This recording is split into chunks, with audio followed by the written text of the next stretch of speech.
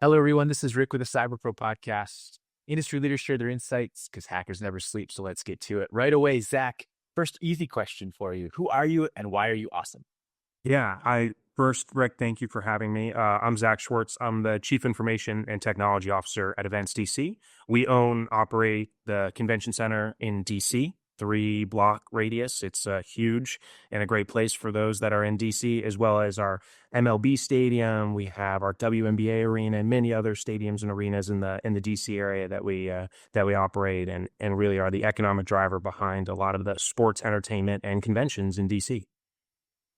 Let's take and dig into that a little bit, right? Because you see a lot of conferences, conventions, you have to have your own security and IT resources. But what are some of the trends or best practices that you see in the cybersecurity world today?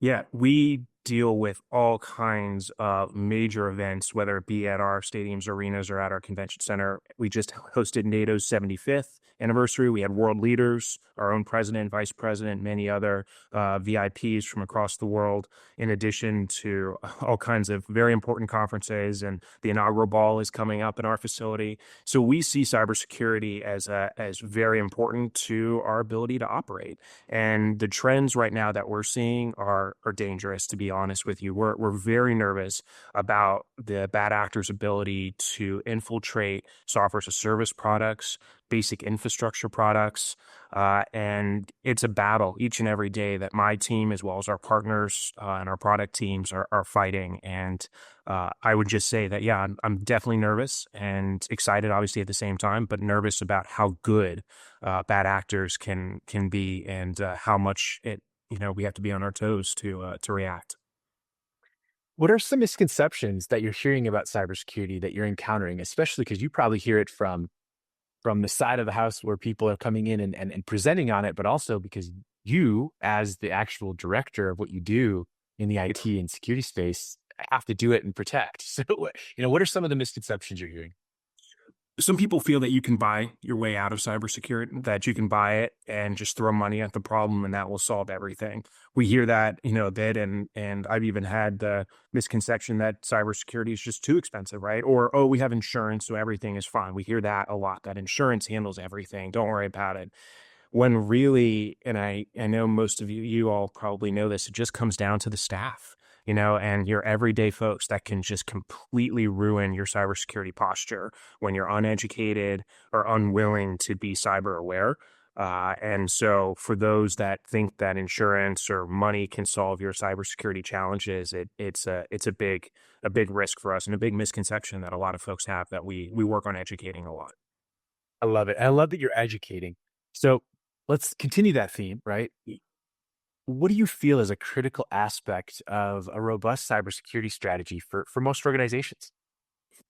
For most organizations, it's the investment in exactly that education. So many times I hear from individuals and teams that are spending lots and lots of money on high-end software, security as a service, SOC related activities, but they haven't invested in their own technology to drive education and awareness. And it's not death by PowerPoint. It's engaging videos. It's putting it in people's performance plans, tying it to their bonuses. It's making them understand that cybersecurity is just as important as their regular day job and being cyber aware. And so those are some of the best practices that we have put in place. Our president and CEO, my boss, is very forward leaning into that because she was a victim of ransomware. Before I started, they had Events DC was a victim of ransomware, and they saw firsthand the devastation that ransomware can cause an organization. And it's unfortunate because it was because of the lack of awareness that the staff had in being cyber aware.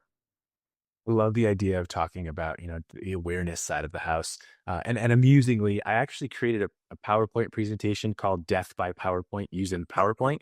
So, so, so it was Yeah. yeah.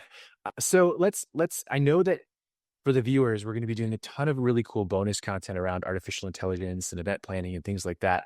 But what is your basic opinion of AI today?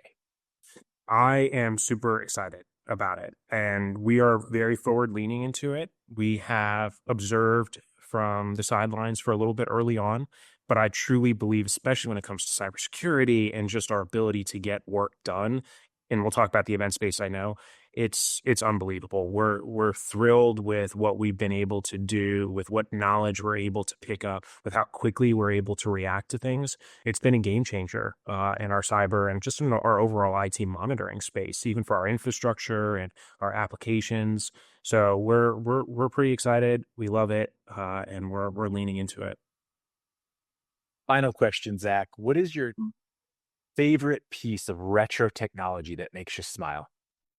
We are still big fans, especially after the ransomware incident. We do disk backups, and it is classic. I have someone come every week and pick up a backup of everything that we have. And there is nothing like a physical, something you can hold that has all of your financial data, obviously well encrypted and all of that, but it's something you hold in your hand. It is physical. It's my data. It's my HR, my finance, my procurement in a place that I know is sitting securely in a bank loft, and in a facility. And I just, for 19.99 a month or whatever it cost me for a courier, it's the best $20 I spend every month. Zach, thank you so much for being on the Cyber Pro podcast. Yeah. I really appreciate you having me. Thank you for tuning into the Cyber Pro podcast. Make sure to like and subscribe so you don't miss out on new podcasts and all of our cool bonus content.